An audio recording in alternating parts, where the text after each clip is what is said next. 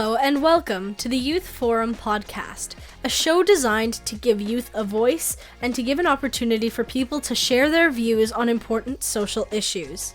Today's topic, the Canadian healthcare system. Many Canadians have had negative experiences within our healthcare system, from long wait times in the emergency room to difficulty getting referrals or appointments within a timely manner. Today, we will be looking at the big issues that are being identified within the healthcare system across Canada, and we will be looking at possible solutions to the problems that we see. Specialty care wait times. In a study from the CanFam physicians that looked at the wait times between getting referred to a specialist and actually meeting with that specialist across Canada, 11% of cases have no suggestion of a meeting with the specialist within 1 year of the referral. 2% of cases had a wait time of over a year. Median wait times ranged from 51 to 59 days in Saskatchewan and BC, respectively, to 104 to 105 days in Quebec and New Brunswick, respectively. And urgent referrals had a 24-day median wait time, whereas referrals without an indication of urgency had a 70-day median wait time. ER wait times. Across the country, wait times are skyrocketing. In Manitoba, professionals such as Dr. Paul Doucette believe that the long wait times are an indication of dysfunction in the medical system. The main items which are attributed to these issues are a lack of beds and a lack of staff, which results in frustrated healthcare professionals and frustrated patients. In the healthcare system, the emergency room is used not only as the point where patients enter, but also the point where overflow is directed.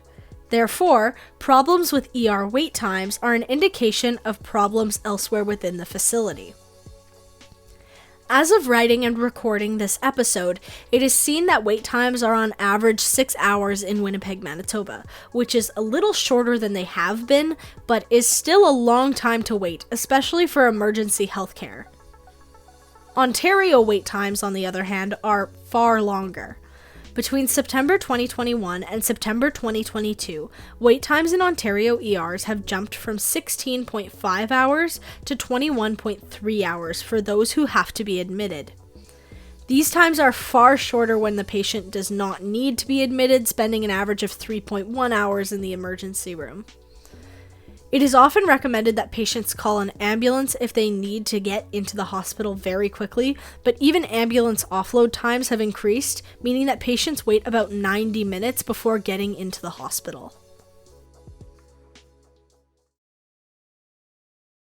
I'm here today with Megan, who is a prospective med school student. Thank you very much for joining me. Thanks for having me. Of course, and I'm going to start by just asking you some questions. So, the first question that I want to ask you is to do with overflow in the medical care system. So generally, overflow is directed towards the ER waiting rooms. And I was wondering if you had any ideas as to other options for dealing with overflow. I think probably since the pandemic, they've seen a lot more overflow than like previous years. Mm-hmm. I think that one way that we could probably deal with it as like a province would be enforcing more of the like the walk-in wait times and making those lower. Because I find that we have a lot of patients right now that are going into like an emergency room for like something smaller that could just need an x-ray requisition, CT, like whatever it may be. If we promote more of like the self-screening before going in, like through the emergency rooms, I think that would help a lot with our wait times, because if it's not as emergent, then like a walk-in could deal with it and then send it where it needs to go from there. For sure. My next question is there another way to mitigate issues as they arise so there is less of a need for overflow? I don't know specifically, like more of like from a healthcare perspective. But I'd say like a lot of the issues have been found when people genuinely like aren't taking care of themselves. So I think that could be something that could be more of a focus within our healthcare system. Like I was saying, kind of going like down to the bottom, down to the walk-in clinics, down to the access of doctors in the province. I know like right now it's really hard to even find like a new family doctor. Like the wait times are even insane just for that. Mm-hmm. So I think people are avoiding seeking healthcare altogether until it becomes like a larger issue. So I think if we can start down with like the lower scale, even like yearly doctor's appointments or like a consistent amount of family doctors in the province, I think that could hopefully help before it becomes a bigger issue.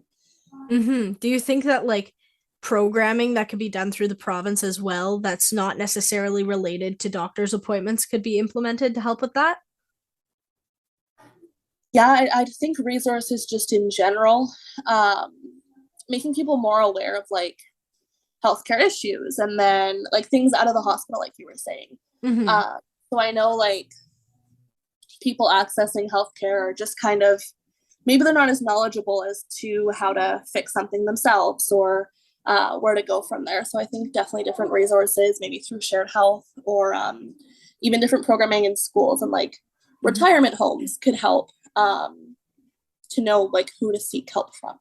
In terms of those resources, are there specific ones that you would say need more of a focus rather than others, just with how the focus is spread right now? I'd say either resources probably for mental health or also like drugs and addiction. Mm-hmm. I know that there's lots. I've heard a couple like stories of like probably younger teenagers that have had like mental health issues that go from a lack of resources in mental health to a lack of resources in like drugs and addiction. Like I think there's so much of a divide there um, that even they're still once they're like I said, kind of maybe like addicted to something or on like some sort of drug. Even when they come through the emergency room, there's no access for them. There need to be more mental health resources. I think we're in a generation where we are more comfortable and confident in speaking up about our problems or about like different issues that we feel we need to talk about. But I feel like there's not enough resources as this generation like speaks out more about different problems. So I think that would be useful, as well as like in addiction, like in areas of addiction. Specifically, like I find that the people that start like have mental health issues in their younger years that don't seek help end up probably going to towards addiction, whether it be drug, alcohol, whatever it is. And I think there's a lack of resources there as well. So I think if you just enforce more of a caring community towards more taboo topics that probably maybe 30 years haven't been wouldn't have been addressed. I think that's probably the start of the future of healthcare, hopefully. Mm-hmm, for sure. Do you think that a private and a public healthcare sector could be a solution to wait times, or? I think a private healthcare sector would be beneficial for the people that have the resources. Mm-hmm. I think it could help. I think it could um, help more of like the middle to higher class people that do still need the same help. And I think that it could create a bit of a divide in the healthcare system, which whether or not that would be good or bad, I think that would have to be trial and error or research of what other people have done. Yeah, I think it could cause a bit of like a social divide, but I don't know if necessarily that could be a bad thing in terms of healthcare, like access to healthcare and wait times. Mm-hmm. Yeah, for sure. Because I mean, the root of the issue is that I mean, the social and economic aspect of it isn't as crucial as making sure that people are able to get the care that they need. So I get what you're saying in terms of the divide, not necessarily a good, not necessarily a bad thing. It's hard to tell without actually implementing it and testing it, right? Yeah. Yeah. Mm-hmm. Then my next question would be, what do you want to see in the future of healthcare? I want to see probably more of a community. Um, I'd say like there's a huge like I think there's a huge burnout culture like in everyone right now. But I think especially from the pandemic, a lot of doctors, nurses, like healthcare aides, anyone who's been on the front line since 2020 um, has seen it all essentially. Mm-hmm. And I don't think there's enough resources in it. I think it's different than just putting a whole bunch of money into it and not providing the help that's needed. So I think different resources and specifically not probably stretching the system too thin. I think that would be, like I said, more of a community aspect is kind of what I look forward to hopefully in the future of healthcare. Mm-hmm. And I guess, are there any other comments you want to make on the healthcare system and just general issues surrounding it? I think that I'm hopeful with our next generation. I'm hopeful that we will implement the proper things, the proper resources, like I said, whether it be mental health or drug and addiction.